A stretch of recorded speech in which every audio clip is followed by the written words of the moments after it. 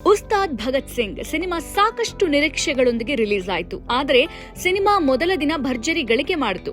ಈ ಚಿತ್ರದ ಮೊದಲ ದಿನದ ಕಲೆಕ್ಷನ್ 34.75 ಕೋಟಿ ರೂಪಾಯಿ ಕಲೆಕ್ಷನ್ ಮಾಡಿತು. ಆದರೆ ಎರಡನೇ ದಿನ ಚಿತ್ರದ ಗಳಿಕೆ ತೀವ್ರವಾಗಿ ಕುಸಿದಿದ್ದು ಅಭಿಮಾನಿಗಳ ಆತಂಕಕ್ಕೆ ಕಾರಣವಾಗಿದೆ. ಮುಂದಿನ ದಿನಗಳ ಕಲೆಕ್ಷನ್ ಆಧಾರದ ಮೇಲೆ ಸಿನಿಮಾದ ಭವಿಷ್ಯ ನಿರ್ಧಾರವಾಗಲಿದೆ. ಉಸ್ತಾದ್ ಭಗತ್ ಸಿಂಗ್ ಸಿನಿಮಾಗೆ ಪವನ್ ಕಲ್ಯಾಣ್ ಹೀರೋ. ಅವರು ರಾಜಕೀಯಕ್ಕೆ ಸೇರಿದ್ರಿಂದ ಸಿನಿಮಾ ಕೆಲಸಗಳು ಅರ್ಧಕ್ಕೆ ನಿಂತವು. ಆದರೆ ಅವರು ಸಮಯ ಮಾಡಿಕೊಂಡು ಸಿನಿಮಾ ಶೂಟಿಂಗ್ ಮುಗಿಸಿಕೊಟ್ರು.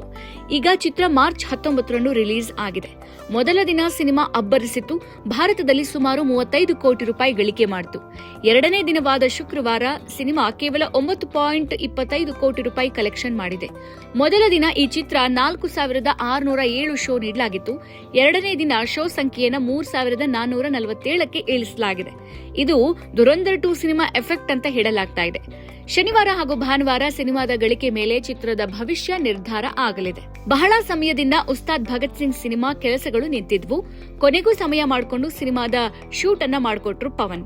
ಈಗ ಸಿನಿಮಾ ಬಿಡುಗಡೆಯಾಗಿದೆ. ಆದರೆ ಅಂದುಕೊಂಡ ಮಟ್ಟಕ್ಕೆ ಸಿನಿಮಾ ಗಮನ ಸೆಳೆಯುತ್ತಿಲ್ಲ ಎಂಬುದು ಅಭಿಮಾನಿಗಳಿಗೆ ಬೇಸರವನ್ನ ಮೂಡಿಸಿದೆ.